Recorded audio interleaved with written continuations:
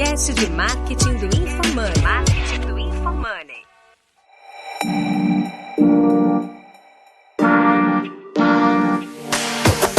Aqui é @DenerLippert e a minha expectativa é tirar os fracos do jogo de ser um assessor de marketing. Aqui é @Guilherme_Lippert e a minha expectativa para esse episódio é poder ajudar os nossos clientes a terem um pouco mais de nível de consciência sobre o nosso trabalho. Aqui é @Felipe Saman e a minha expectativa desse podcast é que os clientes entendam que o marketing é uma via de mão dupla.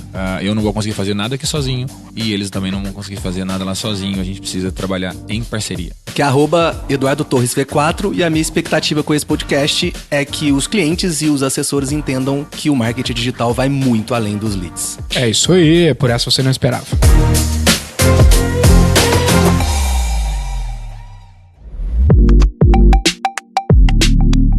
Neste episódio de hoje, nossos hosts debatem sobre como é a vida de um marqueteiro, abordando todas as complexidades, problemas e curiosidades que surgem ao longo deste processo.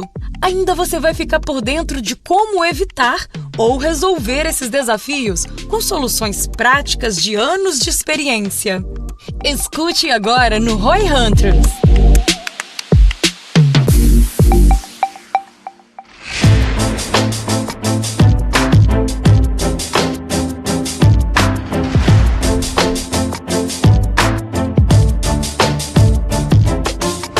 Galera, o papo é o seguinte, a gente tá aqui hoje na nossa unidade de BH com o nosso sócio Felipe Saman e Eduardo Torres. Tem um salve aí pra galera. E aí? Salve. Saman aqui. Salve família. Fala galera, aqui Torres. Boa. Com vocês.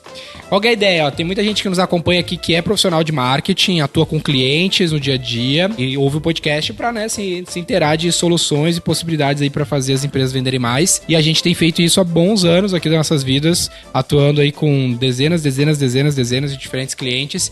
E ao longo desses anos muitas coisas aconteceram e a gente quer compartilhar com vocês alguns casos curiosos, vamos dizer assim, com clientes no dia a dia dessas operações, pra mostrar a verdade nua e crua do que é ser um assessor de marketing, que é ser um cientista do marketing. Curiosos, né? Ele foi gente boa, né? Curiosos é uma boa, um bom termo. E acontece muita coisa, vocês vão ver aqui no dia a dia, né? Qual que é a visão de vocês aí? Se pudesse resumir o que é o dia a dia de lidar com o cliente com esse trampo. Loucura, resume? Talvez Cara, sim. é um desafio. Eu acho que é um desafio muito grande, porque não existe uma receita de bolo, não é simples, a natureza do nosso negócio é complexa, N fatores que às vezes não estão no controle da nossa operação, que podem acontecer, desde a própria estrutura do cliente, que acredita que tem uma estrutura suficiente para poder fazer o que precisa ser feito, até os próprios clientes que não entendem o próprio mercado, sabe? E aí a gente precisa também buscar mais a fundo como as coisas funcionam na empresa dele, entender cada vez mais sobre a empresa do cliente para aí conseguir fazer uma coisa realmente relevante para o negócio dele, né? Então eu acho um que desafio. sabe o que é a parada? Eu fico pensando assim, por que é tão caótico? Essa é a parada, é bem caótico. Porque tem esse princípio aí de ser uma ciência da ação humana, então não é natural. Então, eu explico da seguinte maneira, o serviço é sempre complexo, mas tu tem um serviço complexo, instalar um ar-condicionado, é complexo, mas, cara, tem um manual de como fazer. E tu tem que prestar um serviço de marketing, que é tipo assim, não é claro como que tu entrega o output. Vai depender de 1 milhão de variáveis que vão acontecer no meio do caminho. E o segundo aspecto que torna muito mais caótico esse trabalho é que ser um empresário é muito embaçado. É muito difícil. Muito complexo, cara. Tem que ser badass pro cara ser empresário no dia a dia. A galera que tá nos ouvindo aí, que é empreendedor, sabe bem.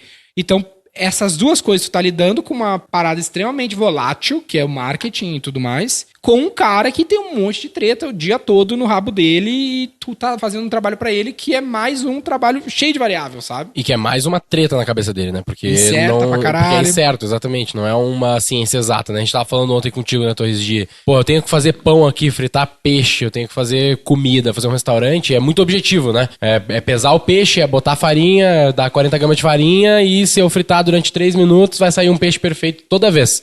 Qualquer pessoa consegue fazer, mas marketing, tu tem um playbook e não funciona tão bem assim, né? Então é mais uma fita, como vocês veem isso. E falta esse nível de consciência.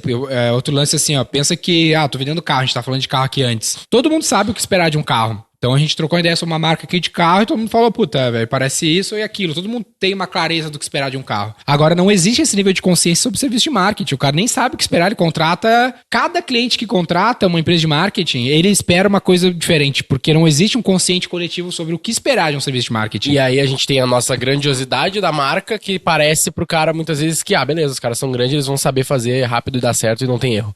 Além de tudo isso, né, eu tenho um background de engenharia, então a gente tava falando muito de controle de processos ali na indústria, é muito fácil. Além de tudo isso que foi falado aqui da complexidade de se prestar um serviço de marketing, a V4 ainda se propõe a ser uma assessoria high touch, onde a gente tem muita relação com o cliente e ainda entra o aspecto humano. Tem a relação humana para dar mais um aspecto de confusão em toda essa dinâmica de prestação de serviço que a V4 faz. E tem muita informação também desencontrada na internet, né? O cara acompanha Deus e o mundo. O que prejudica a expectativa no consciente Demais, coletivo. cara, demais. E aí o cara chega e fala, vi fulano falando que não sei o que e não tem nada a ver com o negócio dele, cara. Não quer dizer que vai funcionar, sabe? Tem gente que chega falando assim, pô, eu tenho uma clínica odontológica. Você já não trabalha com clínica odontológica? Eu falei, já, mas não é na sua cidade, não é na sua região, não é a sua. Então mudou todas as variáveis. Mudou o cenário tudo, cara. É outra coisa, não consegue entender. Eu já tive cliente falando pra mim assim, pô, mas o iFood vende, por que o meu aplicativo não vai vender? Saca? Então, assim, é muito louco, porque os caras colocam tudo no mesmo pacote e acham que é exatamente isso aí. É pegar ali, fritar um peixe e botar na bandejinha e servir, Eu fico pensando o quanto disso a gente tem que aceitar a derrota, tá ligado? Tipo, a gente precisa de tempo, precisa dar mais uns 10 anos aí pro cara aprender e beleza. E o quanto disso a gente consegue ativamente mudar no cliente. A gente precisa mudar no cliente, cara. Acho que quando o cara vira cliente, sim, mas é um trampo que às vezes não dá nem tempo. Porque o cara sai, ele não entendeu, tu tenta explicar, mas o cara tava com outra expectativa e aí fudeu já. Por exemplo, primeiro o lance assim, ó. Isso não é um problema da V4, é um problema do mercado. Se vocês olharem o livro Confissões de Publicitário lá do Ogilvy, que é um dos pioneiros da publicidade global, décadas atrás, ele publicou o livro e ele fala da mesma coisa. O cliente, ele chama de adulto mimado. Ele fala que os clientes de agência de publicidade são adultos mimados, cara, não entendem as coisas, perneiam. Quem tá nos ouvindo que tem agência de marketing, trabalha com assessoria de marketing, entende bem do que a gente tá falando. E aí, o que ele fala? Você, como cliente, lendo o livro dele, tem que ser um cliente melhor. Pô, te bota no lugar, velho. Às vezes o cara tá pagando 3 mil reais e ele espera que o cara faça um trampo de um time de 70 mil reais. Literalmente. Pô, vai lá, tu tá insatisfeito com o serviço, tu parou e conversou com o teu fornecedor, falou, cara, o que tu precisa pra mim ser mais prioridade pra te entregar mais rápido? Me conta, deixa eu entender o teu negócio. Não vai ter milagre, sabe? E o cara nunca faz esse exercício. Os grandes clientes, as empresas que constroem coisas significativas, elas fazem esse trabalho. Exatamente. Isso que eu ia falar. Os principais cases de clientes nossos que conseguem ficar um bom tempo com a gente, que dá tempo da gente construir todo o processo, são clientes que têm mais essa consciência. Eles entendem, eles sabem a dificuldade que é construir um processo de vendas através da internet e principalmente escalável, né? Então, os nossos cases, pelo menos internos assim, são clientes que se atentaram a isso. E todos os grandes clientes têm o caos. O caos é a natureza da área de marketing. É sempre caótico. Não tem um cenário onde não seja caótico. O lance é você saber lidar com essa área, que não é o core do negócio da maior parte dos clientes. O cara lá é um dentista, o cara estudou, cara, não posso errar. Essa é a parada. O cara é um médico, estudou pra não errar. O cara é engenheiro, estudou pra não errar. Aí ele, tem que construir uma área de marketing que é um caos por natureza, ele nem consegue compreender, sabe? Então precisa pra conseguir avançar. Que o erro faz parte do processo, na real, no marketing, né? Tipo, eu preciso chutar alguma coisa ali pra ver se... Meio que aquele papo de, às vezes, quando tá começando, jogar na parede e ver se gruda, tá ligado? Tipo, tem muito isso, principalmente nesses clientes menores, que foi e é muito o nosso foco, do cara que não tem absolutamente nada, eu não tenho certeza do que vai funcionar. Eu tenho uma ideia, né? E o cara não entende isso. Ele acha que... Eu já ouvi isso muito de cliente e é exatamente a mentalidade errada, que é tipo assim... Vamos ver se esses moleques aí sabem o que eles estão fazendo. Vamos ver. Aí o cara vira teu inimigo já de já começou errado, tá ligado? Já começou parecendo que eu quero te fuder, tá ligado? Tudo bem, eu te vendi, eu virei teu fornecedor, mas eu não quero te fuder, eu preciso que dê certo pra eu ficar bem também. Ainda tem um outro problema, que os caras colocam o pacote de investimento numa coisa só, ao qual quando eu tô acertando alguma coisa, eu tenho que tirar investimento daquilo ali pra poder testar outra coisa. Cara, isso é matador no projeto, porque às vezes eu tenho ali 2 mil reais pra poder fazer o negócio funcionar. Com 2 mil reais eu comecei a fazer o negócio andar, mas eu preciso testar coisa nova. Aí o que eu tenho que fazer? Eu tenho que tirar 1.000 desses 2 para poder testar outra coisa que não vai dar tão certo, que eu tô testando, vai ficar mais caro e tal. No final das contas, eu tô fazendo o quê? Pegando os testes e pegando o que tá funcionando, colocando no mesmo bolo e olhando quanto custa meu lead, quanto custa minha venda. Cara, é mais desafiador ainda, para falar a verdade, sabe? Quando tem menos verbas. E aí o resultado oscila E isso é um problema. É uma ciência da ação humana não exata, resultados que oscilam, o cliente que não está consciente, ele fica desesperado em relação a isso. Isso quando o cliente, quando ele não nos contrata para nos desafiar. Ele tem duas empresas, uma que dá super certo e uma que dá errado. Toma essa que dá errado aí, vê se você vira isso. Que muitas vezes concorre com a outra empresa. Nunca dele. consegui vender esse produto, vocês são fodas, vocês vendem É esse isso aí, produto. é isso aí. Tipo, eu muito real. comprei um caminhão de sapato. Todos os 47, 48 eu não vendi. Vende aí pra mim. Caraca, mano, tem público pra isso aí, sabe? E nesse ponto de você vender um caminhão de 47, 48, o resto tudo você vendeu, né? Você não tem um produto A aí pra eu poder vender, não, pra eu escalar, sabe? Tipo, potencializar o que o cliente já faz bem, eu acho que tem que ser o foco principal. Normalmente tem muito cliente que chega querendo que a gente venda o que ele nunca conseguiu vender. Mas se ele olhar pelo outro lado e falar, ó, eu consegui chegar até aqui com esse produto que é o meu melhor. Você consegue me ajudar a levar isso para outro nível, aproveitando esse produto que eu já sei que é bom, que eu já sei que vende, que eu já sei, é muito melhor. Aí sim eu tenho depois verba, tempo e condições de testar os outros produtos que estão vendendo ou até cortar, mano. Tipo, cara, tem produto que não vende, que não tá indo bem mesmo, que no final das contas você faz a conta ali, dá prejuízo, corta ele. Tira ele fora, velho. Não tem necessidade de você ficar ali tentando insistir num produto que não sai. Total. Até pra galera que tá nos ouvindo aí e é profissional de comunicação, tá? Com esses clientes, pensa nisso, cara. Como que eu seleciono bem o cliente? Porque tem esse cliente que tá na fase de implementar, pensa que ele tem a fase de implementar, então o resultado ele é 0. Aí ele vai ter uma fase de maturar, tu já tem um resultadinho um pouquinho melhor. Aí tu vai pra um ciclo de melhorias dessas campanhas ou tentar escalar elas, para aí depois elas entrarem numa fase de maturação, onde tu tem o processo de venda implementado, que o processo sempre vai estar oscilando, mas consistentemente crescendo, mesmo que oscile a todo momento. Encontrar o cliente na fase certa vai te ajudar bastante. Se pegar muito cliente nessa fase zerada, o cara não tem nenhum negócio com algum resultado consistente, pode ser muito fácil de dar errado, né? De não funcionar e ele te responsabilizar. Então escolher o cliente certo, que é um cara gente boa, que é um bom líder, facilita bastante, você sabe do que a gente tá falando. Que é aquele papo do filtro, no fim das contas, né? Mas eu acho que entra mais um aspecto aí que muitas vezes a gente erra como prestador de serviço, que é não falar com o cliente também. Tipo, beleza, o cliente tem que tentar ter essa conversa, né? Tipo, porra, cara, não tá dando certo aqui, deixa eu te ajudar, vamos resolver. E ao mesmo tempo eu já vi muito a galera que presta serviço errar no aspecto de tipo, esse cliente paga pouco essa porra aqui, foda-se. E tipo assim, não pede mais dinheiro pro cara, não troca ideia, não demonstra que não tá bom aquele formato. O cara tá prestando serviço por, sei lá, 10 mil reais, mas ele sabe que ele precisa de um time dedicado, ou às vezes menos, tá por 4 e precisaria ser 10 pra fazer um BI, e o cara também não levanta a mão. Tá ligado? E aí fica aquela coisa de não querer levantar a mão pra não gerar um desconforto, mas também não presta o melhor serviço e aí também gera problema. Cara, né? Eu já tive uns papos cabeça assim, com o cliente demais, mano. Tipo, de chegar pro cliente e abrir o jogo. Falou, vem cá, vou te mostrar quanto é que custa te atender, saca? E abrir na mesa mesmo pro cara. Falou, mano, seu negócio tem potencial. Você precisa de mais isso. E olha como é que estão as coisas aqui. Pô, você me paga aqui 2 mil reais por mês. Eu faço isso. A gente tem 12 meses de contrato, tem 6 pessoas envolvidas no seu projeto. O cara que ganha menos aqui ganha 4, 5 mil reais. Cara, eu não consigo te atender. Tipo, do cara virar e falar, não, mano, você tem razão, sabe? Tipo, no final das contas, de tudo que você explica pro cara, chega no final, o cara fala assim, putz, mano, sabe? Parece que é impossível aquele negócio acontecer daquela forma, sabe? E aí você conseguir dobrar ou triplicar ali e conseguir colocar até mais recurso. Gerar mais resultado pro cara no fim. Gerar mais resultado pra ele no fim, que é o... Eu vejo que sabe o que rola? Nesse mercado é muito comum o cliente instaurar um estado de pânico no time inteiro. Então ele tá sempre assim, vou cancelar, hein, não tá legal, sabe? E aí o assessor, o cientista ali, o cara de marketing, ele fica num estado de pânico. Então é meio assim, não vou mexer.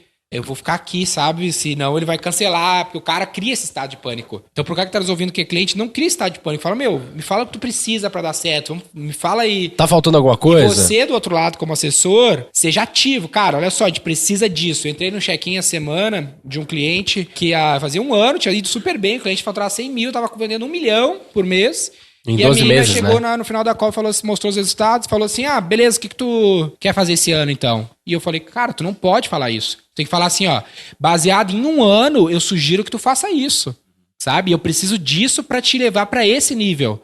Então o cara pode falar assim, não, ele até falou assim, eu quero faturar, sei lá, 10 milhões por mês. E aí, então, pô, tu tem um alvo e tu já chega assim, então, pra faturar 10 milhões, baseado nos nossos números, a gente pode ir escalando dessa maneira, eu vou precisar desses respectivos times. By the way, tu não quer me dar uma remuneração variável, uma bonificação, pra mim também ficar mais motivado? Abre o jogo pro cara e eu poder crescer junto contigo, dedicar atenção ao teu projeto, porque se tu não me der essa chance, eu vou ter que catar outros clientes, porque eu também quero crescer daqui, também quero ser feliz, né? Todo mundo. Então vamos alinhar interesse. Tem que ter uma conversa de valor. Não foge dessa conversa de valor, que às vezes ela é um pouco ruim, mas se tu pensar racionalmente, ela faz todo sentido. É necessário, mano. E os caras são empresários também, né, velho? Eles vão entender, se tu explicar no detalhe pra ele, né? Se for aberto. O que não entender, talvez não tenha que ser seu cliente. Talvez daí cai no ponto que o Daniel falou, né? De escolher bem o seu cliente. O cara não entendeu, tu abriu o jogo, cara, demite. Faz parte.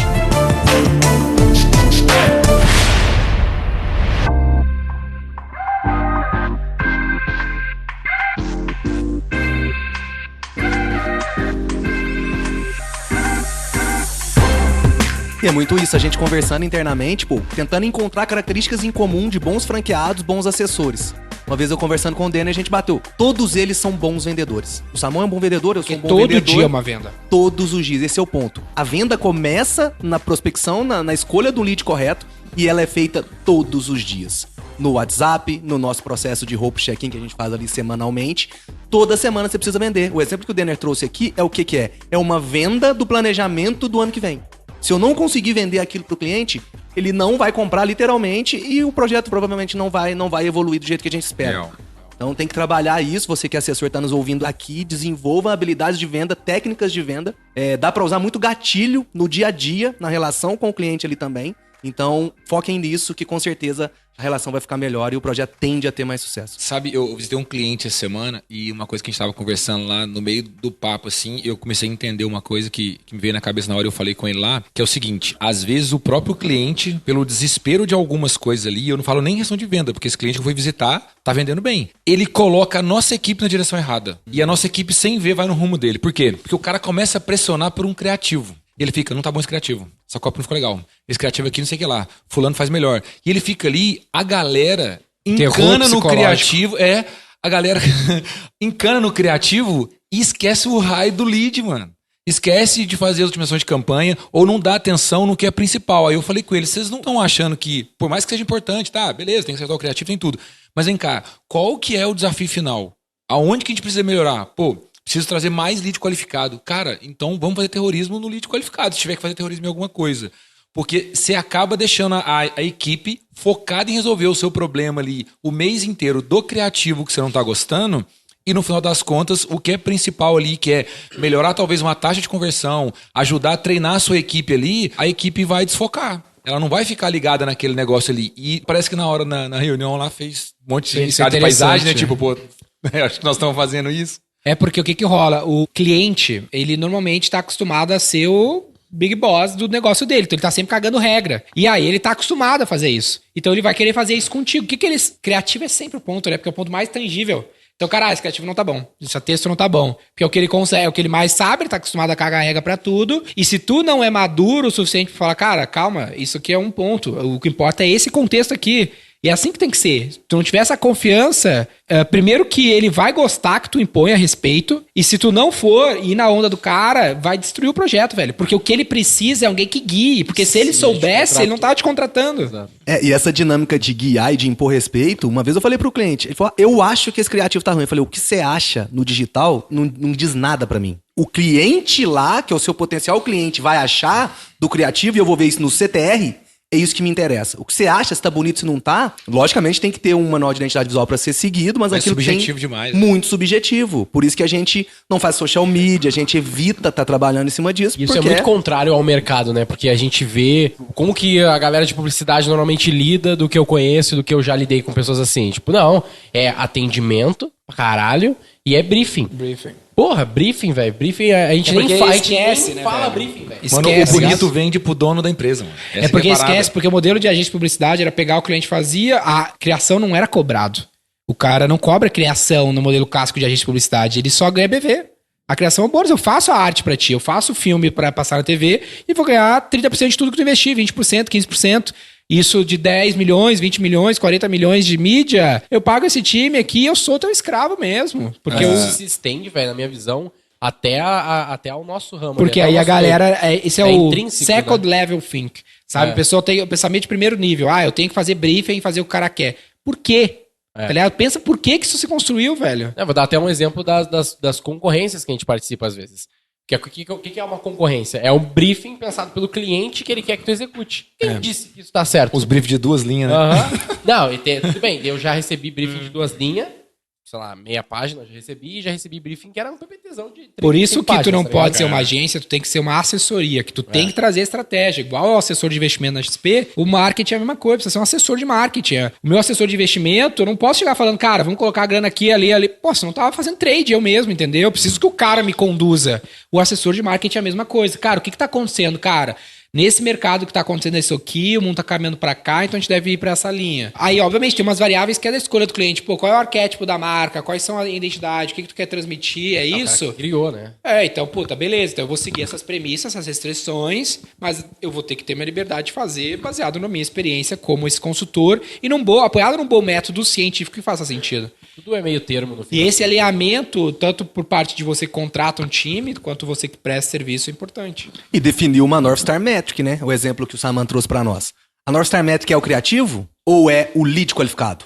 Então é ali que eu vou olhar, ali é o ponto do funil mais sensível. O resto é meio que eu consigo pra chegar ali no lead qualificado. Então eu tinha que estar olhando aquilo ali, como é que tá a qualificação, como é que tá a qualidade desse lead, como é que tá a taxa de conversão do time que tá conversando com esse lead qualificado.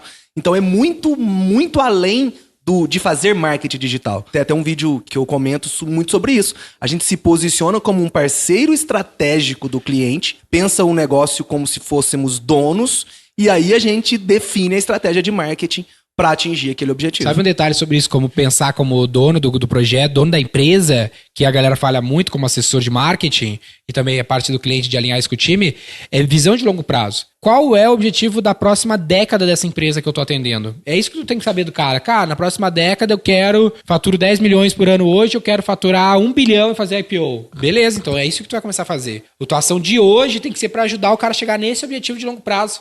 E se tu não estabelece um objetivo de longo prazo, tu quebra a relação. Se tu não tem o projeto, o cara amanhã vai cancelar contigo. Mas você não acha que a média do empresário brasileiro vive só o dia de hoje, cara? Mas aí Isso que não é um tu tem problema? que ajudar a construir isso com o cara, entendeu? Então é porque ele não vai trazer essa visão pra gente. É. Aí a gente tem que ser assessoria de novo aí, saca? É. Mais a fundo até, mais consultoria. Porque na minha visão, a média aí do empresário brasileiro, ele se viu empresário da noite pro dia, sabe? O cara sabia Total. fazer uma coisa, eu falo muito sobre isso aqui, ele sabia fazer uma coisa, ele é muito bom no que ele faz, seja serviço, seja venda, ele sabia fazer um negócio, falou, cara, vou montar uma empresa pra mim, e de repente ele se viu com não sei quantas lojas.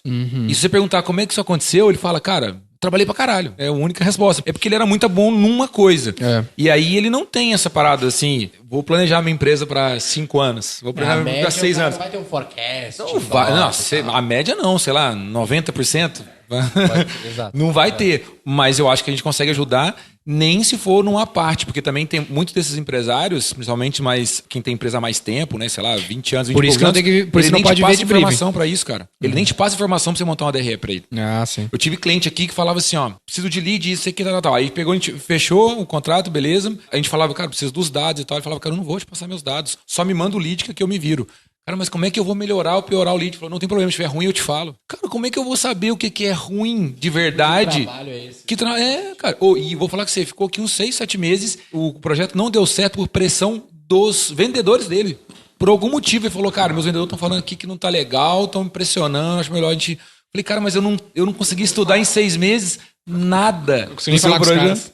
Não tem jeito, sabe? Então, tipo assim, eu já tive caso aqui de vendedor deletar lead de planilha, mano. Pra não precisar atender, porque tinha lead pra caramba, sabe? Então, tipo assim, é um desafio. Mais uma vez. Tive que fazer backup. Aí eu fiz um backup, né, de uma planilha, e aí eu via no CRM os leads apagados, e aí no backup tinha os leads eu mostrando pro cliente. Mas a gente tem um desafio também, que é, empresários old school, primeira geração que a gente fala, eles têm muito essa questão de blindar, de não passar. E aí, quando a gente pega a segunda geração, agora vai melhorar. Não, aí vem, desculpa a palavra aí, um filhinho de papai e tudo mais, que nunca trabalhou, e joga tudo na minha mão e quer que eu resolva, vira as costas e sai, e depois vai lá. Demais Isso também, acontece né, velho? demais. Então, Puta que pariu, é verdade. dependendo do canal que o cliente vem, a gente sabe que é um empresário de segunda geração.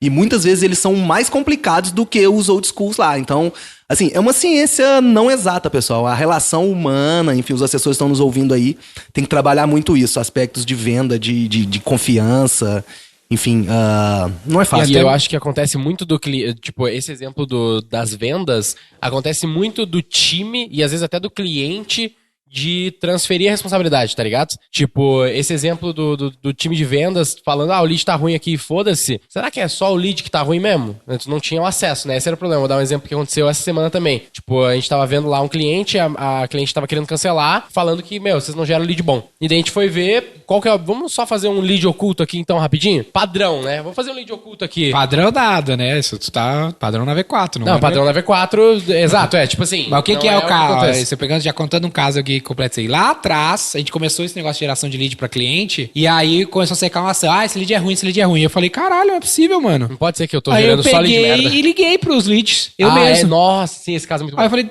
fiz um cliente oculto com os leads que eu tava gerando pro cara. E a menina falou, não, ninguém me ligou. Eu falei, mas isso aqui que a gente tá vendendo, tem interesse? Tem, muito legal, isso aí mesmo. Eu falei, caralho, mano, tu não ligou. Ligou pra vários na época, né? Aham. Tu ligou pra vários e aconteceu isso diversas Aí eu tinha vezes. lá, teve uma taxa de qualificação, lá, 40%. Maravilhosa. Mas o cara não tava ligando. Cara, uma das coisas que a gente está estudando aqui dentro é justamente tentar resolver este problema do cliente também. A gente já conversou lá atrás uma vez sobre isso e não rolou, e agora a gente está tentando fazer aqui com 2 clientes um MVP, que é a grande dor da qualificação do lead e o cliente conseguir controlar isso, porque o cliente está tentando gerenciar a empresa, ele tá tentando fazer as coisas acontecerem. Na maioria das vezes ele está na operação também ou ele está vendendo também. Ele não tem tempo de cuidar da qualificação do lead. E aí o qualificador, dependendo ali, principalmente os clientes normalmente não tem, contrata e fala, olha, preciso que você faça isso, e o cara é treinado pela gente, começa a fazer, esse cara começa a, entre aspas, receber ordem da nossa equipe, que a gente fica em cima do cara pra poder fazer, ele vai arrumando os jeitinhos dele lá porque não tem ninguém controlando ou pelo menos verificando o que ele tá fazendo, e aí a gente vai perdendo o lead no meio do caminho. A gente tá aqui para fazer um MVP agora com 2 clientes, que é da gente qualificar, pré-qualificar esse lead aqui, para o cliente não ter essa dor de cabeça lá. Então, assim, aqui eu consigo, com as ferramentas que a gente tem, com a equipe que a gente tem, monitorar o que o SDR está fazendo. O SDR aqui está todo engajado na nossa cultura de venda, trabalhando nos formatos que a gente já sabe que funciona, e aí eu mando pro vendedor lá. Agora, se o vendedor não vende lá para mim na ponta, é mais tangível do que se o cara não qualifica. Porque a venda eu sei se aconteceu ou não aconteceu, eu sei o tempo que ele demorou para fazer a reunião de venda, dá para saber até como que foi a venda, porque eu consigo fazer talvez um NPS, porque a quantidade de cliente é menor. Legal. Saca? Então, assim, a gente tá fazendo esse MVP aqui, eu sei que no final das contas isso vai funcionar muito para clientes de ticket médio mais alto, né, porque a gente vai trabalhar em cima de comissionamento, não tem outra forma. O esquema é que o cliente ele pague uma parte, uma remuneração fixa por esse SDR estar aqui dentro, para a gente poder controlar isso para ele. Aí pode ser 1, 2, 10, depende do tamanho da empresa do cliente, e mais um comissionamento para poder realmente a gente crescer junto com ele, porque a ideia vai ser essa, e a gente vai bolar as metas todas juntas. Pode virar uma peça de time dedicado isso aí. Sim. Dentro sim. das Na realidade, esse SDR, ele é dedicado. É um Exato. outsourcing. Mas porque ele vira- precisa vira- entender o negócio do cara, Exato. Até no começo não precisa ser dedicado, mas finaliza a história, que o final da história é legal. Do Até o teu. final? Que é o cara, ainda o cliente ficou putaço contigo, lembra? Ele achou que eu dei uma... O bypassou o cara, bypass, assim. entendeu? Como assim tá ligando pros meus leads? Tu tá louco? Ele, vai te fuder, tu não tá atendendo os leads, pô. Não, e aí deixa eu terminar a minha história. Problema, velho. Ego é um grande problema. É um problema. E aí nessa história, isso aí aconteceu, mano, 2016, 17, alguma porra assim? Faz muito tempo. Essa daqui que eu tô falando agora aconteceu, tipo, ontem, literalmente. Aí, tipo, a mina tava puta, não sei o que vocês não geram lead bom, bababá. Daí a gente foi lá, fez o processo de esse aí, que igual o Denner fez, só que a gente fez por WhatsApp, que era como eles estavam atendendo os leads. Aí, mano, a gente mandou oi, a pessoa mandou 10 mensagens. E imagem, tá aqui, esse é o preço e tal, quer? Daí a gente, marcou. Tu fez o contrário, porque eu liguei Você pro testou lead o que eu time de gerei, venda. tu testou o time de venda. Isso, exatamente. Tu foi como cliente oculto. Eu Sim. fui como vendedor oculto, entendeu? Isso, exatamente. Eu fui cliente oculto, exato. E aí a gente pegou e criou assim, pra cada mensagem a gente fez uma explicação do porquê aquilo ali era merda. Tipo, isso aqui você errou nisso, isso aqui tinha que ser diferente, aqui assim, esse é o jeito certo de fazer. Aí a gente mandou pro cliente. A cliente pegou e falou assim, não, mas a gente não atende assim faz muito tempo já. Aí a gente acabou de fazer esse teste. Ela, tá, peraí, então, vamos dar uma revisada aqui. Pô, mano, os Não caras tem não monitoramento, perdem, muitas vezes o cara não perde a oportunidade de enfiar no teu, tá ligado? Não, nada a ver, não é assim Porque que a gente é a faz, não. natureza Não, do cara, ser fiz humano, faz velho. 2 mais horas fácil, do bagulho, velho. é mais Terceirizando fácil. a responsabilidade. Terceirizando a responsabilidade. E esse é um problema tão recorrente. Só que o ponto, só pra finalizar, tipo assim, não é que o cliente é um filho da puta. Não, o ponto é que, tipo assim, o prestador de serviço, ele nem chega nesse ponto. Ele só recebe o cliente falando, o lead é ruim aqui. O cara fica, que merda, é foda. Você já viu um cara nem fluxograma, tenta, tá ligado? um desenho de fluxograma que tem na internet e rodou muito tempo aí, que o cara fala assim, e aí, deu errado. Tipo, tem como culpar alguém? Tem, então beleza. Não tem? Se ferrou. Aí você... aí tem como... Tipo assim, tem como culpar alguém? Tem, beleza. Essa pessoa tem como saber que foi você? Não, então beleza. Ela tem, então se ferrou. Sempre tem o se ferrou e deu certo, sabe?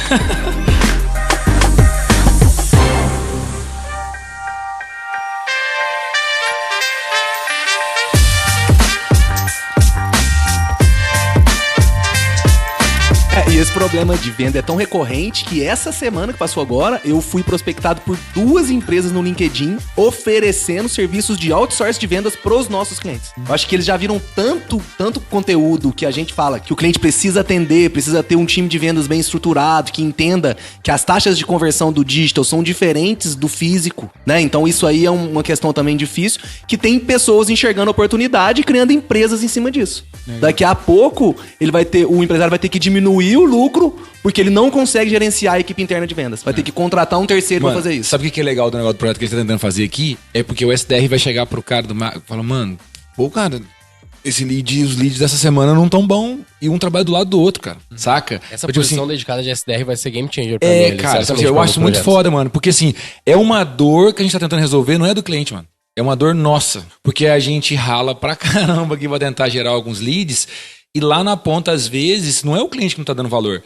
É o cara que ele contratou, que ele não consegue monitorar, ou que ele não contratou Porque bem. ele tá com um monte de pica no dele, monte de outras coisas pra tá resolver. resolvendo, e aí Tudo que a gente fez vai pra água por água abaixo, entendeu? E aí o cara não tem tempo pra esperar, ele tá emocionado e ele precisa fazer um negócio rápido, aí dá 2, 3 meses, a gente não consegue identificar talvez que o problema tá no SDR, porque às vezes demora um pouco, porque o cara foi treinado pela gente, o que a gente tem aqui como premissa é que o cara tá fazendo tudo que a gente combinou, a gente vai dando uma olhada ali pelo CRM, você vê o cara caminhando as coisas, e aí normalmente existe uma taxa de perda maior do que uma taxa de ganho, então você vai olhando pro CRM, tá tudo normal aparentemente. Só que eu não consigo botar alguém aqui lendo tudo e vendo tudo e monitorando 100% o dia a dia de um SDR dentro de um cliente. Se eu fizer isso para todos os clientes, a gente não faz as outras coisas. Então, eu acho que o legal disso é que a gente está resolvendo não só um problema do cliente, está resolvendo um problema nosso. Porque nos projetos bons, que tem como dar escala, que tem como dar lucratividade, que tem como também ter comissionamento para que a gente possa também crescer junto com o cliente, a gente tem como ajudar um pouco a mais, né? Eu lembro que a gente conversou sobre isso lá atrás, acabou que não evoluiu, mas a gente chegou num momento agora que eu te falou, cara, a gente precisa pelo menos testar para ver se realmente não tem nada a ver, entendeu? Vamos testar esse negócio.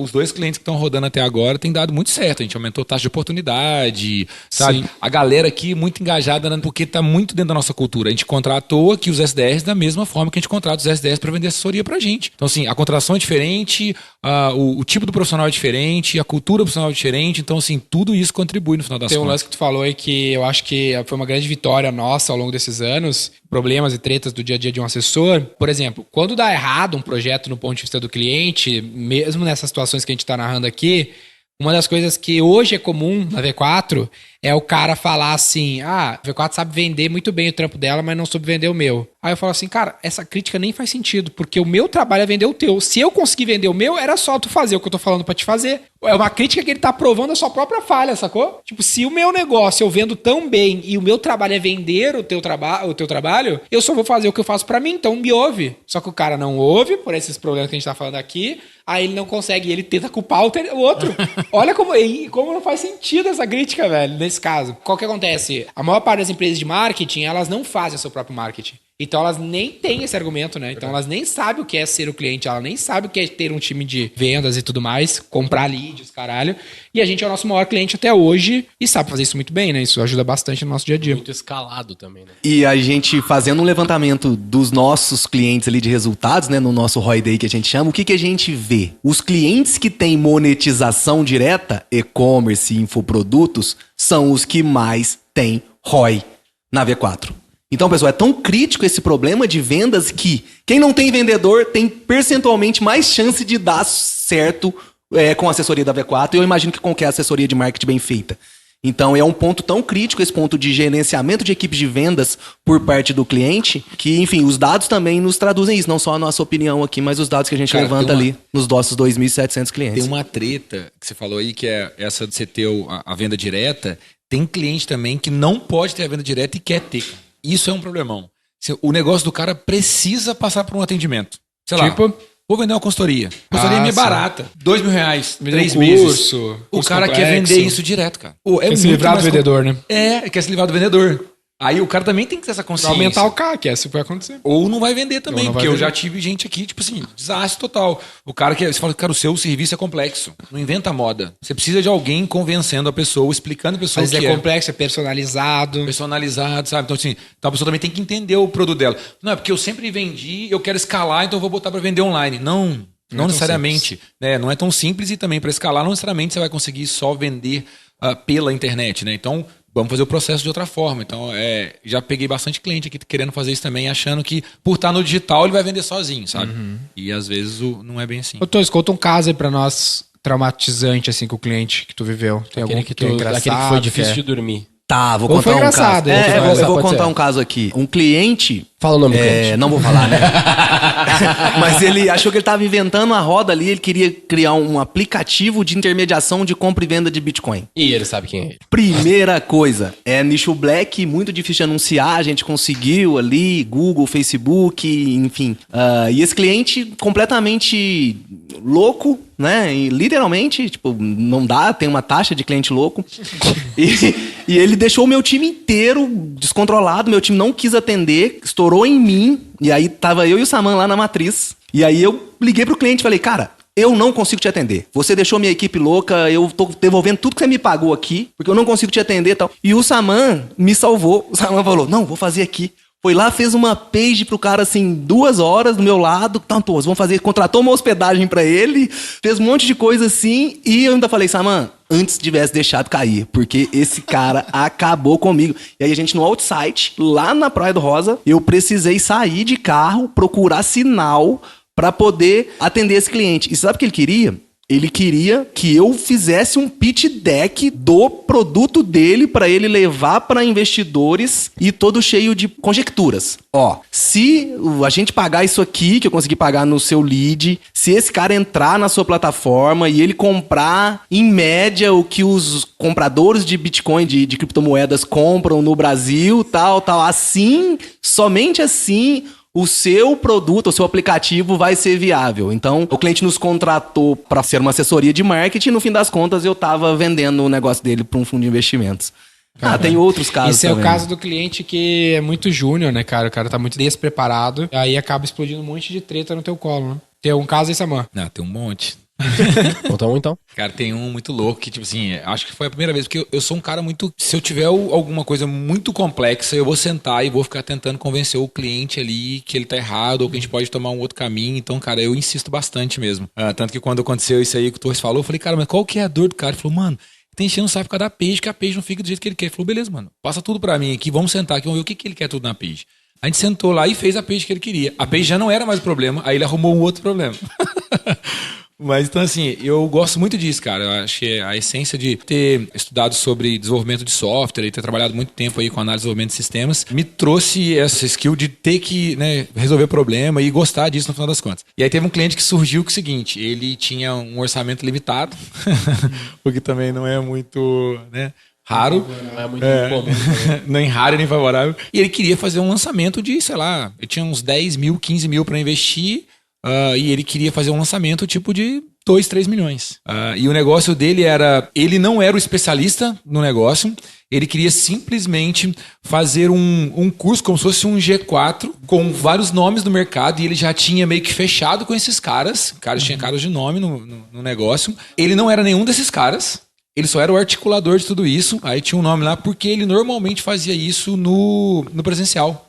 Saca? Ele fazia isso no presencial e ele queria fazer isso no online por causa da pandemia. Cara, no meio do caminho, ele falou, cara, eu tenho isso aqui de investimento, eu preciso vender 3 milhões de negócios aqui, a gente tem 3 meses para poder fazer isso. A gente ficou, eu acho que uns 60 dias só na LP. Só na LP. Nunca acabava a LP. A LP tinha 17 dobras e mais um monte de pop-up. Só pra ali. garantir, né? LP Landing Page, a página As de landing vendas do pages, a cliente. parte de venda dele. Não, e era impressionante. E aí o Daniel, que é o nosso melhor designer, passou uma madrugada no final de ano, assim, Natal, Réveillon, uma madrugada fazendo um layout novo e eu tava implementando a LP. E ele chamou o Daniel de estagiário. O Daniel quase morreu do coração. Falou, cara, nem um estagiário não faz um negócio desse. Cara, e a LP tava massa. Então, no final das contas, eu fiz a LP pra ele com 16, 17 dobras, cheio de coisa, um monte. E chegou no meu limite total. Ninguém mais queria atender esse cliente. A galera aqui dentro falou, mano, não tem como. Eu não faço reunião mais com ele. Então, eu tava participando muito das reuniões. Aí eu liguei pra matriz e falei, olha, me ajuda. Realmente eu tentei de tudo e ninguém mais quer atender. Envolvemos outro franqueado, olha você vê, chegou ao ponto de ter outro franqueado para ajudar. Ficou 2 franquias ajudando um cara que pagava R$2.000 por mês e fazia 4 reuniões por semana. Aí não deu certo. Aí chegou uma hora que eu falei, mano, eu desisto, eu não consigo mais tocar esse projeto. O franqueado lá falou, também não tem como. A gente fez uma negociação com o cliente lá. Nem sei se o lançamento dele aconteceu, para falar a verdade. Não tinha verba para aquilo. A gente fez vários cálculos de engenharia reversa para poder mostrar e provar que não tinha como fazer. Aí eu nem sei se o negócio aconteceu, para te falar a verdade. Acredito que não. Eu tenho um caso legal também, até o Denner participou desse caso. A gente atendia um cliente, era uma plataforma de cursos. Bem isso aí, bem meusucesso.com. Só que era mais para área fitness, algumas coisas assim. E aí a gente conseguiu captar cliente, só que é um negócio de recorrência, vai ter um fluxo de caixa negativo no início e daqui a pouco vai ter o break-even lá na frente. E aí o cliente falando, não, que tá ruim, já tinha transacionado também de uma outra unidade franqueada pra nossa lá de Lavras na época. E aí eu marquei e coloquei o Denner no check-in. Falei, cara, vou trazer o CEO aqui. Falei, Denner, você pode participar? Posso. Aí o Denner entrou, e aí? Me mostra os resultados aí. E aí a menina falou, não, porque essas franquias são ruins e tal. Mostrei os resultados do Denner. Os caras fizeram um excelente trabalho. Pegou a planilha de projeção dele e falou aqui, ó, você vai ter aqui um fluxo de caixa negativo até aqui. Se ele continuar nesse CAC, você vai break-even daqui 13 meses. Só que você vai precisar de, sei lá, R$200.000 aqui. Aí o cliente falou assim, não, mas eu vou arrumar esse dinheiro emprestado? Como que eu vou fazer isso? É muito arriscado. Aí o Denner falou, então você não acredita no seu negócio? Você quer que eu resolva o seu negócio? E o cliente cancelou. Ele literalmente não acreditava no negócio dele e depois ele fechou. O negócio não existe mais, essa plataforma. É porque os caras não sabem, literalmente não sabem o que estão fazendo, né, velho? Exatamente. Então, tipo, a natureza de um negócio de recorrência, são os fluxos de caixa negativo, o cara tem que queimar e o cara não entende. É que nem assim, a gente tava falando disso ontem. O cara, não, eu quero uma meta, a minha meta de custo por lead é X. E é isso aí, se vira. Caralho, velho, com base no quê? Não é tão simples assim. Eu não consigo controlar o leilão. Se o mercado pagar mais, vai subir o lead. Fora que custo por lead é a puta meta merda, né? Meta merda. Aí o cliente não passa a venda que eu não consigo calcular CAC. Aí eu fico só olhando pra lead. Aí os caras gerando um monte de lead. Então, o que o assessor fez? Gerou um monte de lead nativo, que é o leadzinho mais fácil de gerar. O cliente, não, eu só quero lead. Pode gerar volume aí, não me... Foda-se, E a gente não falou, interessa. cara, eu preciso saber da venda pra gente gerar lead decente, que compra.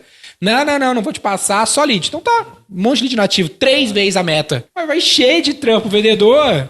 Vai dar em nada. Não vai vender só que eu nada. não sei Ainda de- vai perder vendedor ainda. Mano, eu acho que um lance legal da V4 é que conforme a gente cresce, o mercado vai respeitando cada vez mais e mais eles querem implementar a nossa cultura de e aí tem, né, a nossa transparência, os dados abertos.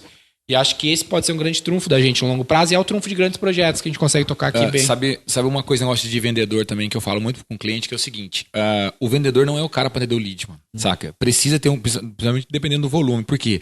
Porque além dele ser caro, ele não tem essa paciência toda, saca? Eu acho que ele já passou dessa fase. E aí ele fica ali, você jogando um monte de lead, ele talvez desqualificado, ou tentando entender como o negócio funciona, ele vai virar o cara contra o projeto. Ele vai ser o cara que mais vai pressionar pra falar que o projeto é ruim, porque ele não tá conseguindo fazer o negócio dele. Porque antes de ter, por exemplo, a assessoria de marketing, o que ele fazia? Ele conseguia ali de indicação e tudo mais, ele falava com 10 pessoas, fechava 9. Falava com 10 pessoas, fechava 8.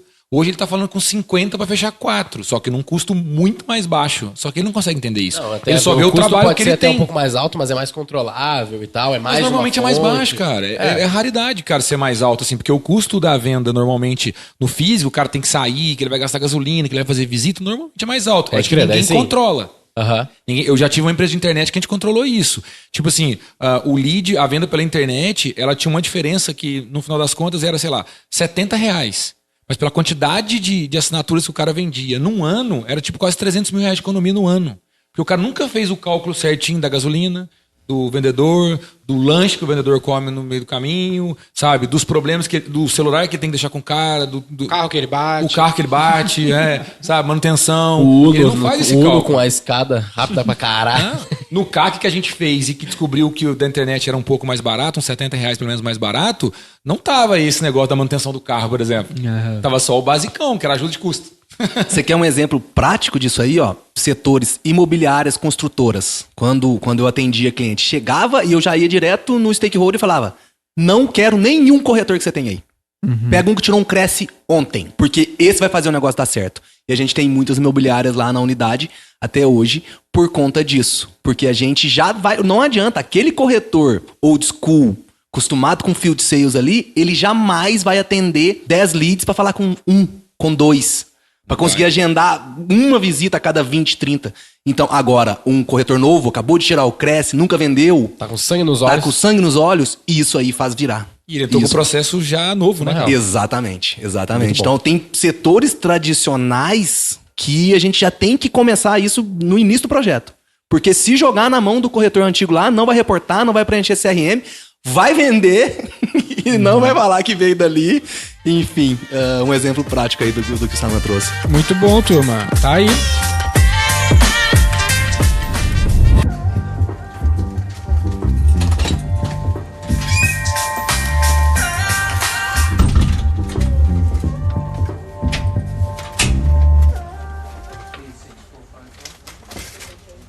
A gente falou então de dores, falou de histórias.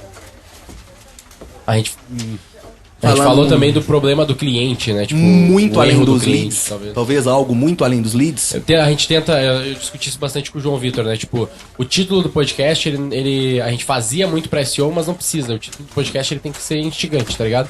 Só pro cara, quando aparecer ali a notificação do Spotify, sei lá, o cara pensar, cara, quero ver isso aí. Tem que ser uma boa cópia nesse sentido.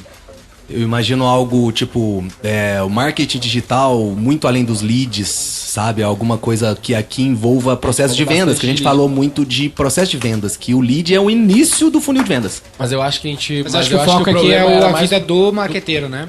É as tretas do dia a dia do cara, do assessor. Talvez não Ou seja um o assessor de problema do marketing. cliente. Não a seja gente um assessor falou de assim marketing, já? seja um Tá? vendedor. Já teve algum episódio mais ou menos assim já? Não. Com algum título similar a esse? Não seja um assessor de marketing? Pode ser que eu esteja viajando. A vida é difícil de um assessor de marketing. Eu acho que não. Motivos pra você não ser um assessor de marketing. Ah, mas muito grande, Muito né? grande, Não seja né? um assessor de marketing. Não seja assessor Não de marketing. seja. Pode ser. Fechou então. Não seja um assessor de marketing. Porque no fim das contas, vale a pena ser, mas não é nada fácil, como a gente mostrou aqui. No fim das contas é positivo, né? O saldo é positivo, mas tu vai passar senão a por gente não tá muitas relações desse gênero aí ao longo da vida. Não seja um assessor de marketing, seja um parceiro estratégico de negócio. Ou se tu não aguenta, vai fazer outra coisa também, né? Exatamente. Pra qualquer um.